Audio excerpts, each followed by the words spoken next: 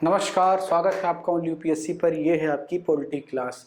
इससे पहले वाली क्लास में आपने समझा था कि जो विधानमंडल है और विधानसभा है और विधान परिषद है उसमें क्या अंतर है, उनका अलग अलग क्या मतलब है। विधानमंडल क्या है, विधानसभा और विधान परिषद जब दोनों को जोड़ के बात करते हैं तो उसे विधानमंडल कहा जाता है। ठीक है, अब हम उससे आगे बात करेंगे और इस क्लास में देखेंगे कि विधानसभा और विधान परिषद की जो कार्यकाल होते हैं वो क्या होते हैं, यानी कि उनका ड्यूरेशन कितना होता है। ठीक है, तो आप क्या हेडिंग लिखेंगे? विधानसभा एवं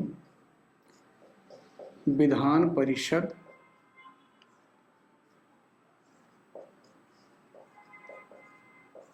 का कार्यकाल।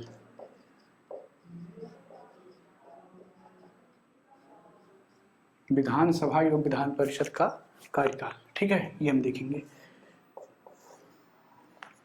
तो जिस प्रकार आपकी लोकसभा होती है, सामान्यतया 5 साल काम करती है, उसी प्रकार विधानसभा भी सामान्यतया 5 वर्ष काम करती है। इसमें मैं सामान्यतया वर्ड क्यों जोड़ रहा हूं? क्योंकि ये जरूरी नहीं है कि कोई विधानसभा या कोई लोकसभा अपना पूरा टेन्योर कर ले। इसके पीछे कारण होते हैं। कारण क्या है कि विधानसभा या लोकसभा किसी भी वक्त भंग हो सकती है। जब कोई सत्ताधारी जो दल है वो अपना बहुमत खो दे सदन के अंदर, तो उसकी सरकार गिर जाती है। और उसके बाद अगर कोई ऐसी स्थिति बनती है कि किसी भी दल या दल के समूहों को जोड़ करके बहुमत साबित नहीं हो पा रहा है, तो वो विधानसभा भंग हो जाती है। अगर ये स्थिति संसद में बनती है तो लोकसभा भंग हो जाती है। ठीक है, तो ये कोई नहीं कह सकता कि एग्जैक्ट 5 वर्ष ही उसका कार्यकाल होता है। अगर कोई ऐसा कहता है तो उसकी पॉलिटी में जानकारी सामान्य है, उसे और गूढ़ जानकारी लेनी चाहिए। ठीक है, तो यहाँ पर आप क्या लिखेंगे? पहला पॉइंट,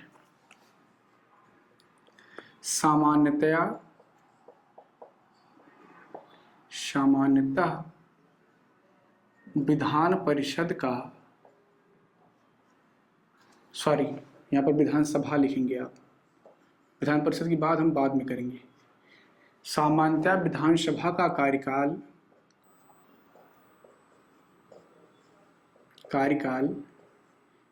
5 वर्ष का होता है।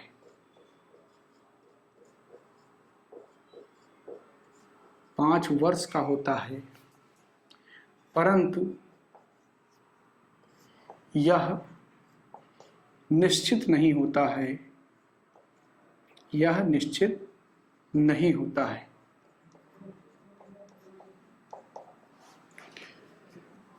दूसरा पॉइंट आप लिखेंगे, 5 वर्ष से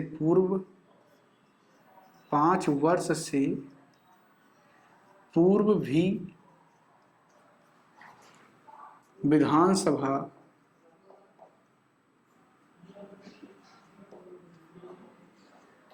भंग हो सकती है।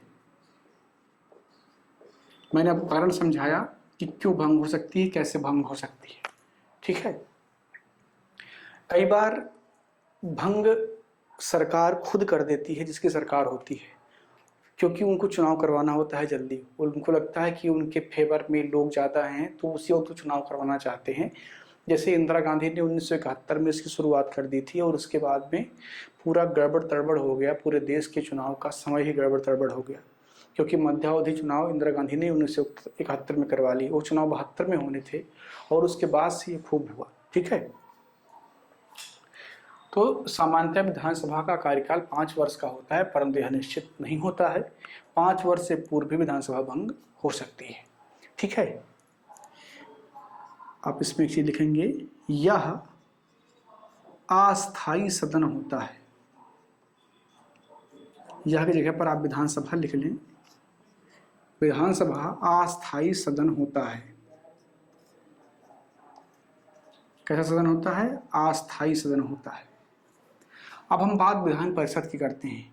तो विधान परिषद जो है आपका, विधान परिषद यह अस्थायी सदन होता है। यह अस्थायी सदन होता है। जो आपका विधान परिषद है वो क्या होता है, वो अस्थाई सदन होता है। क्यों? क्योंकि उसका काम जिस प्रकार केंद्र में राज्यसभा का है उसी प्रकार राज्यों में विधान परिषद का है। तो वहाँ भी राज्यसभा कभी भंग नहीं होती है, स्टेट में भी कभी विधान परिषद भंग नहीं होता है।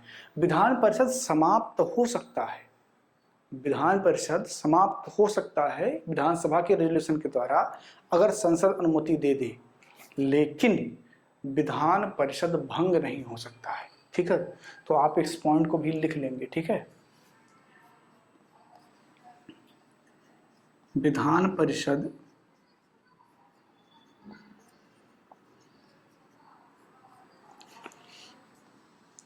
अस्तित्वहीन हो सकता है,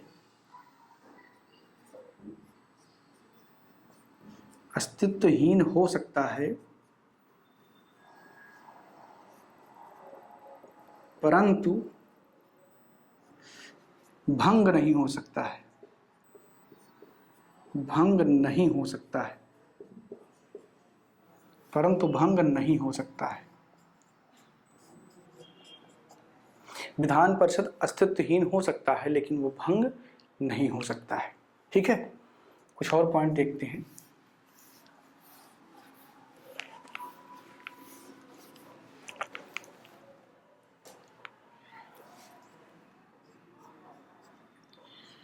विधानसभा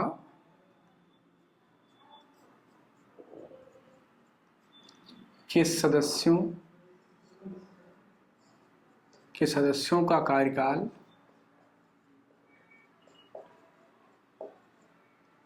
विधानसभा के सदस्यों का कार्यकाल 5 वर्ष होता है, 5 वर्ष होता है। कितना होता है? 5 वर्ष होता है। विधानसभा के सदस्यों का कार्यकाल कितना होता है? 5 वर्ष होता है। ठीक है, 5 वर्ष से पहले भी ये अपना पद छोड़ सकते हैं, अगर चाहें तो ये इस्तीफा दे सकते हैं, अपने पद को छोड़ सकते हैं। आगे देखेंगे आप, विधानसभा के सदस्य बनने के लिए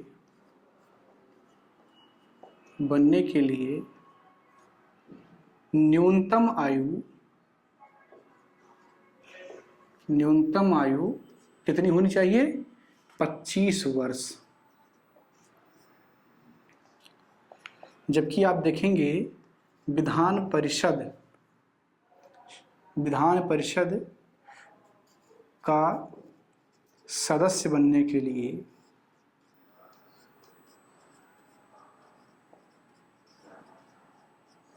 न्यूनतम आयु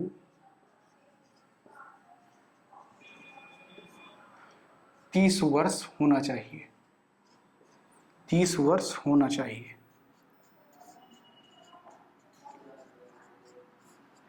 ठीक है, तो ये है आपका विधानसभा एवं विधान परिषद से संबंधित कार्यकाल और उसके ड्यूरेशन। सदस्य का कार्यकाल कितना होता है या विधानसभा का कार्यकाल स्वयं कितना होता है, विधान परिषद का कितना होता है, ये आपने इस वीडियो में समझा। ठीक है, अगले वीडियो में हम बात करेंगे इससे आगे और ये देखेंगे कि विधानसभा में कैसे बिल पास होते हैं, उस पर क्या शक्तियाँ हैं, उसके क्या अधिकार हैं और वो सारी प्रक्रिया किस प्रकार आगे बढ़ती है, वो हम अगली क्लास में पढ़ेंगे। इस क्लास में इतना ही। क्लास को लाइक कीजिए, शेयर कीजिए, अपनी राय भी कमेंट बॉक्स में जरूर दीजिए। बहुत बहुत धन्यवाद।